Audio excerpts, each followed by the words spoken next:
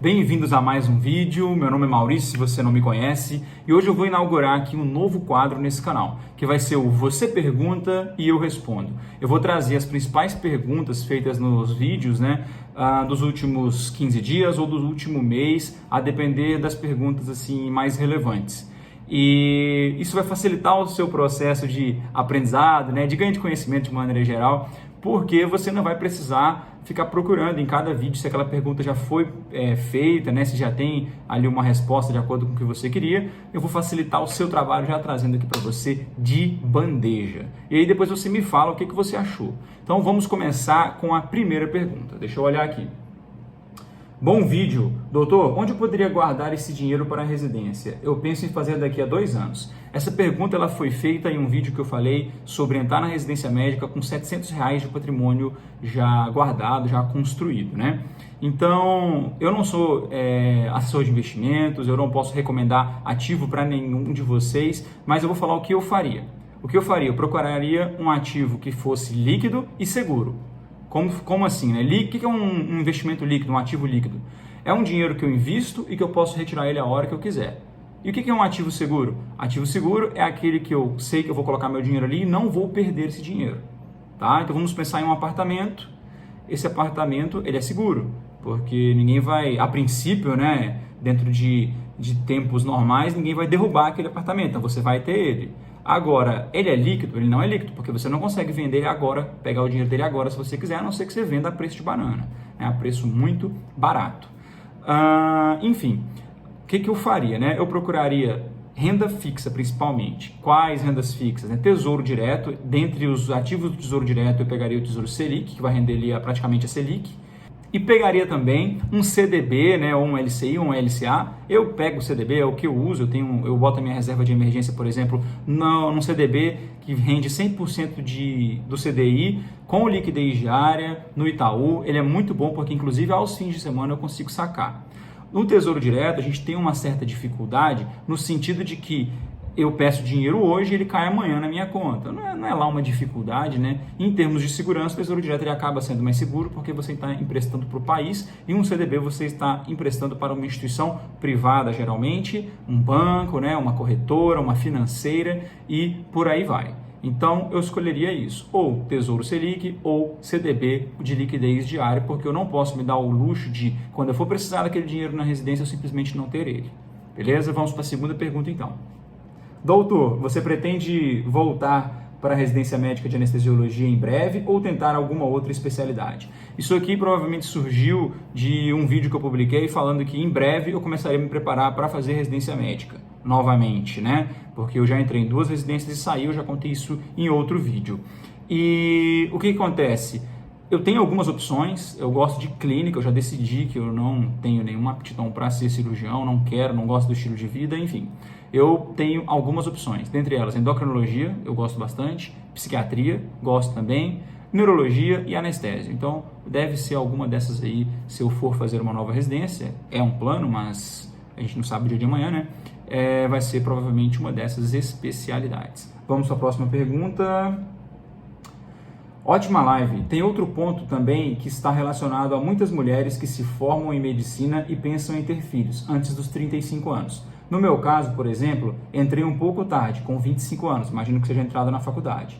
Não tenho filhos e me formo em medicina aos 31 anos, ou seja, se optar pela residência logo após formar, só poderei ter filhos com no mínimo 33, 34 anos, por isso considero tentar ser oficial voluntário das Forças Armadas logo após me formar e então ter filhos.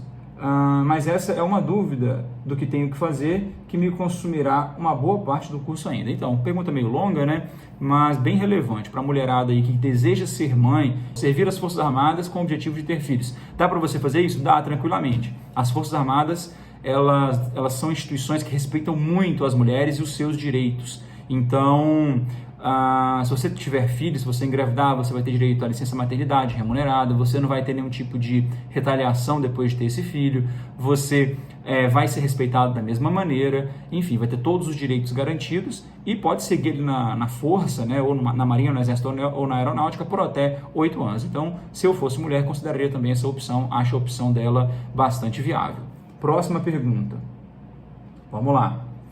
Qual visão você tem qual visão você tem da residência médica em medicina de família e comunidade? A rotina do médico de família de comunidade de vida é mais tranquila em relação às outras? Então, a minha visão é o quê? Que você deveria fazer medicina de família e comunidade em duas situações. Ou se você é vocacionado para isso, ou se você quer ter o bônus de 10% na residência médica, porque quem faz residência de medicina de família e comunidade tem direito a prestar outra residência com esse bônus de 10% em cima da nota. E outro benefício também, que esse outro benefício, terceiro benefício, ele vai ser associado, vai servir para as duas situações, ou porque você é vocacionado, ou porque você quer os 10%, que é uma bolsa complementar. Então, muitos municípios, né, além da bolsa de residência de 3 mil e poucos reais, oferecem um complemento que chega aí até os 10 mil reais totalizados. Então, você vai fazer uma residência de 2 anos, vai ter direito a 10% se você quiser fazer outra residência médica, você vai ter um RQE, né, vai ser especialista e vai juntar uma grana e depois pode seguir para outra área caso seja sua vontade. É uma opção principalmente para quem não sabe o que quer fazer ou para quem quer trabalhar e juntar uma grana antes da residência também seria uma boa opção. Agora, qualidade de vida, né?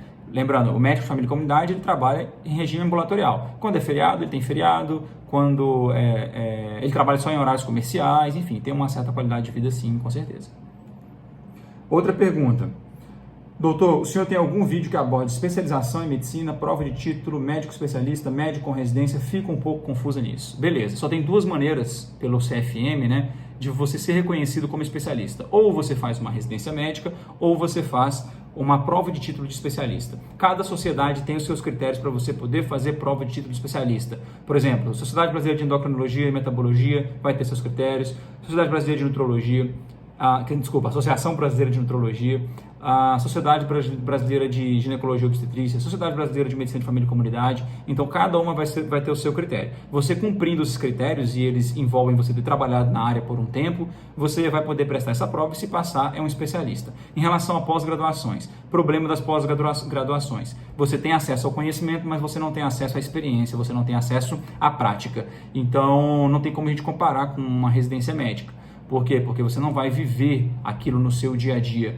E para você ser um especialista, eu vi uma frase, não sei de onde eu tirei e onde foi que eu li, mas ela fala o seguinte, que especialista é uma pessoa que conhece todos os erros de uma área. E se você conhece todos os erros de uma área, você vai cometer naturalmente menos erros, obviamente, e com uma pós-graduação você não consegue fazer isso. Se você for fazer uma pós-graduação, que você tente fazer uma pós-graduação que tenha prática e que atenda aos critérios que a sociedade daquela especialidade exige para que você faça a prova de título. Assim você vai se tornar um especialista. Então vamos ver agora a próxima pergunta. Ótimo salário inicial. Será que daqui a 4 anos e meio, quando eu me formar, ainda existirão boas oportunidades iguais a essa? Será que já haverá desemprego no meio médico? Tenho muito receio quanto a isso. Então você tem um receio super comum, super normal, na população médica, principalmente nos estudantes, e ele faz um sentido, né? Se a gente for ver os dados do último Demografia Médica, a gente vê que a quantidade de médicos que vão se formar nos próximos anos vai ser uma quantidade muito grande, né?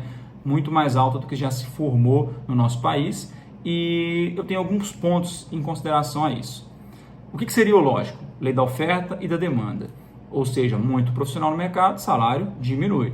Porém, existem algumas ferramentas que eu acredito que o CRM, a comunidade médica em geral, deve adotar, e eu acho que vão adotar, né? Que seria, primeiro, a prova da ordem para médicos, igual aos advogados. Você só pode exercer a medicina se você passar na prova da ordem.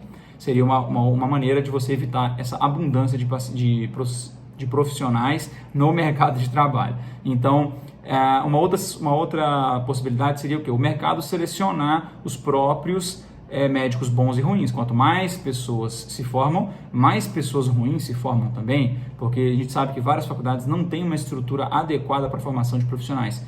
E é difícil, não vou falar que é difícil, mas não conseguem fiscalizar isso de maneira muito efetiva, e acaba que quanto mais a gente também facilita a entrada, mais pessoas com uma capacidade cognitiva menor vão com certeza entrar no curso.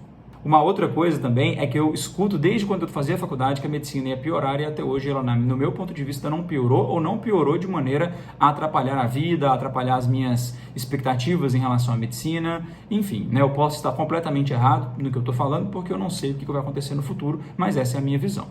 Vamos para a próxima e última pergunta então. Oi, quantas horas você trabalhava por semana? Então, isso aqui é um vídeo, né, em que eu falei sobre trabalho para o médico recém-formado, então me perguntaram tanto a pergunta anterior quanto essa agora.